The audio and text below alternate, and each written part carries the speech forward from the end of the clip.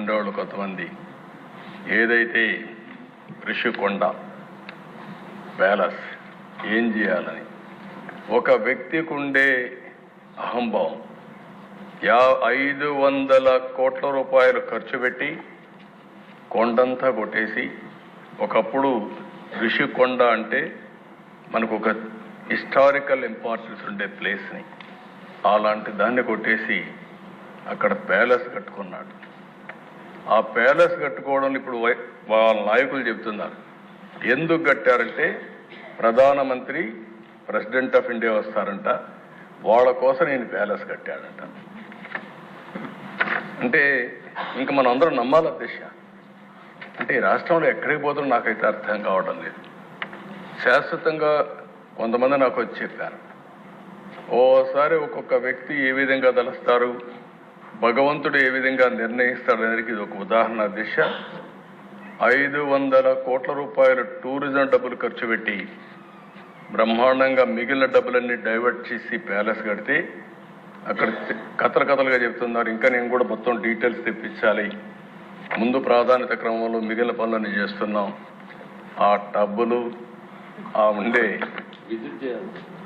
అందరూ ఒకసారి ఎమ్మెల్యేలు అందరిని తీసుకెళ్ళాలి, ఒకసారి హౌస్ కమిటీ అంతా ఈ అసెంబ్లీ అయినాక అందరం వెళదాం, మీతో కూడా కలిసి నేను కూడా చూస్తాను ఎందుకు కట్టారు ఆ ప్యాలెస్ ఏం చేయాలనో కూడా నాకు అర్థం కావడం లేదు. ఇప్పుడు ఎవరికి ఇవ్వాలి, ఏం చేయాలి, ఎట్లా ఉపయోగించాలని కొంతమంది సజెస్ట్ చేశారు అధ్యక్ష.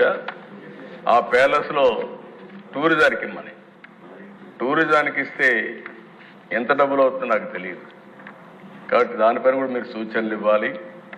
ఇక్కడ కూడా ప్రజావేదిక కూల్చేశారు, ఆ 7 స్టార్ హోటల్, దానికి మేనేజ్మెంట్ మీకే ఇస్తాం, ఆ వడ్డీ అయిన వసూలు చేసి మాకు ఇవ్వండి. మీరు ప్రజాధనం అది ఎంత డబ్బులు వస్తుందో చూసుకుంటే ఒక 7 స్టార్ 9 స్టార్ హోటల్ కూడా ఏం పనిచేయవు అక్కడ.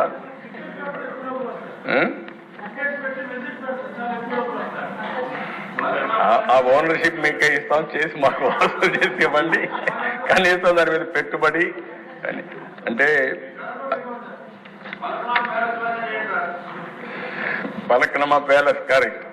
పలక్నమా ప్యాలెస్ కూడా కొన్ని రోజులు పెట్టారు, తర్వాత టాటా తీసుకున్నారు, ఎందుకంటే ఓల్డ్ ప్యాలెస్ కాబట్టి. ఏదేమైనా అది కూడా నేనే అప్పట్లో దోహదం చేశాం, ప్రజలకు ఉపయోగపడుతుందని. మీరు కూడా ఆలోచించండి. 2 విషయాలు నాకు సజెషన్స్ ఇచ్చారు. ప్రజావేదిక కూల్చారు, అక్కడ డెబ్రిస్ కూడా తీయలేదు. అందరూ చెప్పింది నేను తీయద్దండి, ఇక్కడి నుంచే అమరావతి కక్షగా అభివృద్ధి చేయడానికి ముందుకు పోదాం, ఇది ఇట్లే ఉండాలని చెప్పారు. తప్పకుండా అట్లే పెట్టడానికి ప్రయత్నం చేస్తాం. ఇది కూడా ఋషికొండ మీద ఉండే ప్యాలెస్ని ఏం చేయాలో మీరు కూడా ఆలోచించండి. దాన్ని కూడా శాశ్వతంగా మనం ఏం చేయాలో ప్రజలకు కూడా పెట్టే పరిస్థితిని చేద్దాం.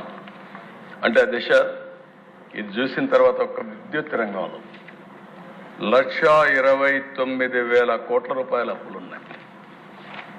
ఒక్క మైనింగ్ డిపార్ట్మెంట్ 20,000 కోట్ల రూపాయలు దోచుకున్నారు. ఇసుకే కదా దిశ. కడాన ఇక్కడ ఉండే వాళ్ళందరికీ అనుభవం ఉంటుంది. మెటల్ క్వారీ ఎవడైనా చేసుకుంటే అది కూడా లాగేసుకున్నారు, అంటే దాన్ని కూడా భరించలేకపోయారు. ఎవరైనా సరే ఇసుక దోపిడీ జరుగుతా ఉంది అని రోడ్డు మీదకి వస్తే ఇంటి వద్దనే వాళ్ళందరినీ నిర్బంధించి పోలీస్ కాపలాలు పెట్టే పరిస్థితి వచ్చారు అధ్యక్ష. ఇంకో పక్కన అధ్యక్ష ఒక్క ఎక్సైజ్, ఇది ఒక కేస్ స్టడీ మళ్ళీ.